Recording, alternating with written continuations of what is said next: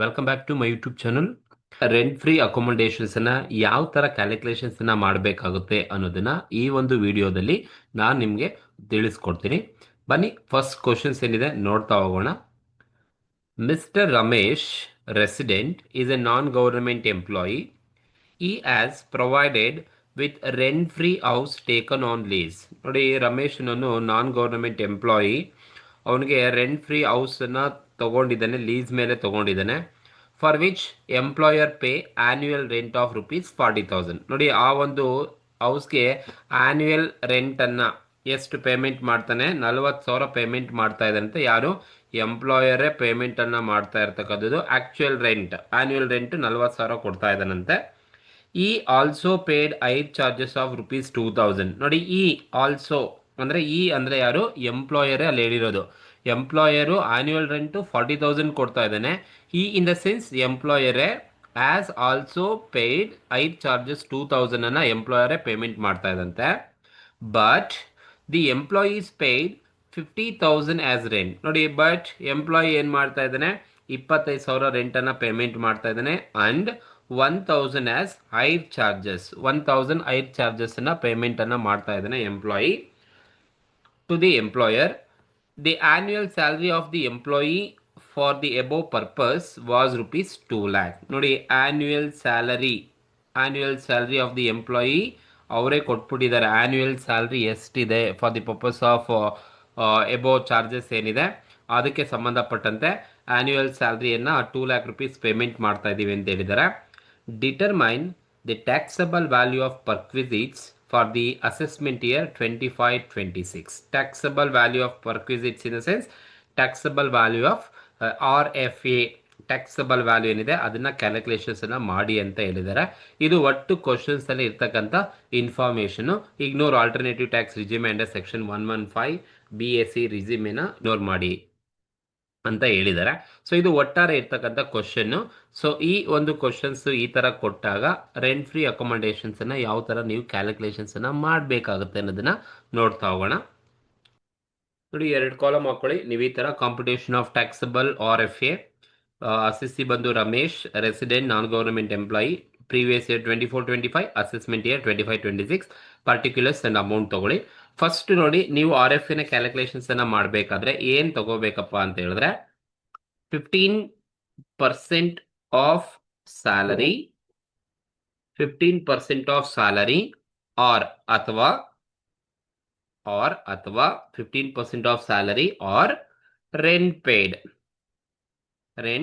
Paid. ಇವೆರಡು ಗೊತ್ತಿರಬೇಕು ನಿಮಗೆ RFA ಮಾಡಬೇಕಾದ್ರೆ. 15% ಆಫ್ ಸ್ಯಾಲರಿ ಅಥವಾ ರೆಂಟ್ ಪೇಯ್ಡ್. ಸೊ ಇವೆರಡರಲ್ಲಿ ವಿಚ್ ಎವರ್ ಈಸ್ ಲೋಯರ್, ಯಾವುದು ಕಡಿಮೆ ಇರುತ್ತೆ ಅದನ್ನ ನೀವು ತಗೋಬೇಕಾಗುತ್ತೆ. 15% ಆಫ್ ಸ್ಯಾಲರಿ ಅಥವಾ ರೆಂಟ್ ಪೇಯ್ಡ್. ಈಗ ನೋಡಿ, 15% ಆಫ್ ಸ್ಯಾಲರಿ ಅಂದ್ರೆ ಕ್ವಶನ್ ಅಲ್ಲಿ ಹೇಳಿದ್ರೆ ತಗೊಳ್ಳಿ, ಹೇಳಿಲ್ಲ ಅಂದ್ರೆ ನೀವು RFA ಗೆ ಸ್ಯಾಲರಿಯನ್ನ ನೀವು ಕ್ಯಾಲ್ಕುಲೇಷನ್ಸ್ ಅನ್ನ ಮಾಡಬೇಕಾಗುತ್ತೆ. ಬಟ್ ಈ ಒಂದು ಕ್ವಶನ್ಸ್ ಅಲ್ಲಿ ನೋಡಿ ಹೇಳಿದರೆ the annual salary of the employee, annual salary ಎಷ್ಟಿದೆ ಅಂತ employee for the above purpose, ಮೇಲೆ ಹೇಳಿರ್ತಕ್ಕಂಥ ಪರ್ಪಸ್ಗೆ ಎಂಪ್ಲಾಯಿ ಸ್ಯಾಲರಿ ಎಷ್ಟಿದೆಯಂತೆ?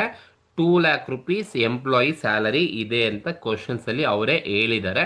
ಹಾಗಾಗಿ ನಾನು ಸ್ಯಾಲ್ರಿ ₹2 lakh ಇದೆ, ನಾವು ತಗೋಬೇಕಾದ್ರೆ 15% ಆಫ್ ಸ್ಯಾಲರಿಯನ್ನ ತಗೋಬೇಕಾಗುತ್ತೆ. ಸೊ ಕ್ಯಾಲ್ಕುಲೇಷನ್ಸ್ ಅನ್ನ ಮಾಡಿದ್ರೆ ₹2 lakh ಸ್ಯಾಲರಿ ಇರ್ತಕ್ಕಂಥದ್ದು. ಈ ₹2 lakh ಮೇಲೆ 15% ಅನ್ನ ಮಾಡಿದ್ರೆ, ₹2 lakh ಮೇಲೆ 15% ಅನ್ನ ಮಾಡಿದ್ರೆ ನಿಮ್ಗೆ ಎಷ್ಟು ಬರುತ್ತಪ್ಪ ಅಂತ ಹೇಳಿದ್ರೆ ₹30,000 ಬರುತ್ತೆ. 2 lakh ಮೇಲೆ 15% ಮಾಡಿದ್ರೆ 30,000 ಸಿಗುತ್ತೆ. ಇದು 15% ಆಫ್ ಸ್ಯಾಲರಿ ಅಂತ ತಗೋಬೇಕು. 15% ಆಫ್ ಸ್ಯಾಲರಿ 30,000.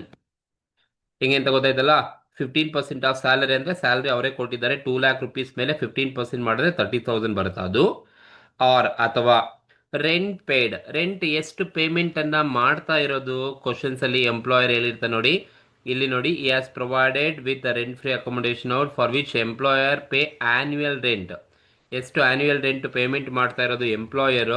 40,000 ರೆಂಟ್ ಅನ್ನ ಪೇಮೆಂಟ್ ಮಾಡ್ತಾ ಇದ್ದಾನೆ. ದಟ್ ಈಸ್ 15% ಆಫ್ ಸ್ಯಾಲರಿ ಅಥವಾ ಆನ್ಯುಯಲ್ ರೆಂಟ್ ಪೇಯ್ಡ್. ಯಾರು ಎಂಪ್ಲಾಯರ್ ಎಷ್ಟು ಪೇಮೆಂಟ್ ಅನ್ನ ಮಾಡ್ತಾ ಇದ್ದಾನೆ? 40,000 ಪೇಮೆಂಟನ್ನು ಮಾಡ್ತಾ ಇದ್ದಾನೆ. ಹಾಗಾಗಿ 40,000. ಈಗ ನೋಡಿ 15% ಆಫ್ ಸ್ಯಾಲರಿ 30,000 ಇದೆ, ರೆಂಟ್ ಪೇಯ್ಡ್ 40,000 ಇದೆ. ಈಗ ನಾವು ತಗೋಬೇಕಾದ್ರೆ ಇವೆರಡರಲ್ಲಿ ಯಾವುದು ಕಡಿಮೆ ಇದೆ, ವಿಚ್ ಎವರ್ ಈಸ್ ಲೋಯರ್, ಯಾವುದು ಕಡಿಮೆ ಇದೆ ಅದನ್ನ ನಾವು ತಗೋಬೇಕಾಗುತ್ತೆ. ಸೊ ಹಾಗಾಗಿ 30,000 ಆರ್ 40,000 ಅಂತ ಕಂಪೇರ್ ಮಾಡಿದಾಗ ಯಾವುದು ಕಡಿಮೆ ಇದೆ, 30,000 ಕಡಿಮೆ ಇದೆ. ಹಾಗಾಗಿ 30,000 ನಾವು ತಗೋಬೇಕಾಗುತ್ತೆ. 30,000. 15% of salary or rent paid, whichever is lower should be taken. ಇದು ಫಸ್ಟ್ ನೀವು ತಗೋಬೇಕಾಗಿರೋದು. ಇದಕ್ಕೆ ನೀವು ಏನನ್ನ ಆಡ್ ಮಾಡಬೇಕು ಅಂತ ಹೇಳಿದ್ರೆ, ಏನ್ ಆಡ್ ಮಾಡಬೇಕಪ್ಪ ಅಂತ ಹೇಳಿದ್ರೆ, ಎಂಪ್ಲಾಯರ್ ಆನ್ಯುವಲ್ ರೆಂಟ್ನ ಜೊತೆಗೆ ಈ also incurred hire charges. Employer hire charges ಅನ್ನ ಇನ್ಕರ್ಡ್ ಮಾಡಿದರೆ 2,000 ಇನ್ಕರ್ಡ್ ಎಂಪ್ಲಾಯರ್ ಹೈರ್ ಚಾರ್ಜಸ್ ಅನ್ನ ಪೇಮೆಂಟ್ ಮಾಡಿದ್ರೆ ನೀವು ಆಡ್ ಮಾಡಬೇಕು. Had higher charges paid by employer payment ಮಾಡಿರಬೇಕು, ಆಡ್ ಮಾಡಬೇಕಾಗುತ್ತೆ. ಸೊ ಹಾಗಾಗಿ ಹೈರ್ ಚಾರ್ಜಸ್ ಅನ್ನ ಎಂಪ್ಲಾಯರ್ ಪೇಮೆಂಟ್ ಮಾಡಿದಾನೆ, ಎಂಪ್ಲಾಯಿ ಪೇಮೆಂಟ್ ಮಾಡಿದೆ. ಫಸ್ಟ್ ನೀವು ಎಂಪ್ಲಾಯರ್ನ ಆಡ್ ಮಾಡಬೇಕು. ಎಷ್ಟಿದೆಯಪ್ಪ, 2,000 rupees ಇದೆ. 2,000 rupees ಎಂಪ್ಲಾಯರ್ ಹೈರ್ ಚಾರ್ಜಸ್ ಅನ್ನ ಪೇಮೆಂಟ್ ಮಾಡಿದ್ದಾರೆ. ಸೊ 30,000 ಪ್ಲಸ್ 2,000 ನೀವು ಆಡ್ ಮಾಡ್ಕೋಬೇಕು. ನೆಕ್ಸ್ಟ್ ನೀವೇನು ಮಾಡಬೇಕು ಅಂತ ಹೇಳಿದ್ರೆ, ಈಗ ಇವೆರಡನ್ನ ಆಡ್ ಮಾಡಿ, ನೆಕ್ಸ್ಟ್ ನಿಮಗೆ ಇವೆರಡು ಆಡ್ ಮಾಡಿದ್ರೆ 30 ಪ್ಲಸ್ 2,000 32,000 ಬರುತ್ತೆ. 32,000 ಸಿಗುತ್ತೆ. ಆಡ್ ಮಾಡಿದ್ರೆ 32,000 ಸಿಗುತ್ತೆ. ನೆಕ್ಸ್ಟ್ ನೀವು ಏನು ಮಾಡಬೇಕಪ್ಪ ಅಂತ ಹೇಳಿದ್ರೆ, ಎಂಪ್ಲಾಯರ್ ಪೇಮೆಂಟ್ ಮಾಡೋದನ್ನ ನೀವು ಆಡ್ ಮಾಡಿದ್ದೀರಾ. ಈಗ ನೆಕ್ಸ್ಟ್ ನೋಡಿ, ಇಲ್ಲಿ ಕ್ವಶನ್ಸ್ ಅಲ್ಲಿ ಏನಿದೆ ಅಂದ್ರೆ, ಎಂಪ್ಲಾಯಿ ಪೇಮೆಂಟ್ ಮಾಡ್ತಾ ಇರೋದು ಎಷ್ಟು ರೆಂಟು, 25,000 ಎಂಪ್ಲಾಯಿ ಪೇಮೆಂಟ್ ಮಾಡ್ತಾ ಇದ್ದಾನೆ. ಹಾಗಾಗಿ ಲೆಸ್, ಆಕ್ಚುಲ್ ಆಗಿ ಎಂಪ್ಲಾಯಿ ಪೇಮೆಂಟ್ ಮಾಡ್ತಾ ಇರೋದು 25,000, rent paid by employee. Employee ಎಷ್ಟು ಪೇಮೆಂಟ್ ಮಾಡ್ತಾ ಇದ್ದಾನೆ, 25,000 ಪೇಮೆಂಟ್ ಮಾಡ್ತಾ ಇದ್ದಾನೆ. ಸೊ ಹಾಗಾಗಿ 25,000 ಅನ್ನ ನಾವು ಲೆಸ್ ಮಾಡಬೇಕಾಗುತ್ತೆ. ಸೊ ಲೆಸ್ 25,000 ಲೆಸ್ ಮಾಡಬೇಕು ಎಂಪ್ಲಾಯಿ ಪೇಮೆಂಟ್ ಮಾಡೋದು ಆರ್ ಎಫ್ ಎ ಕ್ಯಾಲ್ಕುಲೇಷನ್ಸ್ ಅನ್ನ ಮಾಡಬೇಕಾದ್ರೆ. ನೆಕ್ಸ್ಟ್ ಕ್ವಶನ್ಸ್ ಅಲ್ಲಿ ಕೊಟ್ಟಿದ್ರೆ ಮಾತ್ರ. ದೆನ್ ಇನ್ನೇನು ಲೆಸ್ ಮಾಡಬೇಕಪ್ಪ ಅಂತ ಹೇಳಿದ್ರೆ, less hire charges, charge paid by employee. Employee ಏನಾದರೂ ಹೈರ್ ಚಾರ್ಜಸ್ ಅನ್ನ ಪೇಮೆಂಟ್ ಮಾಡಿದ್ದಾನೆ ಅಂತ ಕ್ವಶನ್ಸ್ ಅಲ್ಲಿ ಹೇಳಿದ್ರೆ, 4 ಮಾರ್ಕ್ಸಿಗೆ ಕೊಡೋ ಕ್ವಶನ್ಸ್ ಅಲ್ಲಿ ಈ ತರಾನೇ ಕೊಡ್ತಕ್ಕಂಥದ್ದು. ಹೈರ್ ಚಾರ್ಜಸ್ ಎಂಪ್ಲಾಯಿ ಎಷ್ಟು ಪೇಮೆಂಟ್ ಮಾಡ್ತಾ ಇದ್ದಾನೆ, 1,000 ಪೇಮೆಂಟ್ ಮಾಡ್ತಾ ಇದ್ದಾನಂತೆ. ಸೊ ಹಾಗಾಗಿ 1,000 ಹೈರ್ ಚಾರ್ಜಸ್ ಅನ್ನ ಪೇಮೆಂಟ್ ಮಾಡ್ತಾ ಇದ್ದಾನೆ. ಸೊ ಇವೆರಡು ಕೂಡ ನೀವು ಲೆಸ್ ಮಾಡಬೇಕು. ಕ್ವಶನ್ಸ್ ಅಲ್ಲಿ 4 ಮಾರ್ಕ್ಸಿಗೆ ಇದೇ ತರನೇ ಕೇಳ್ತಾರೆ.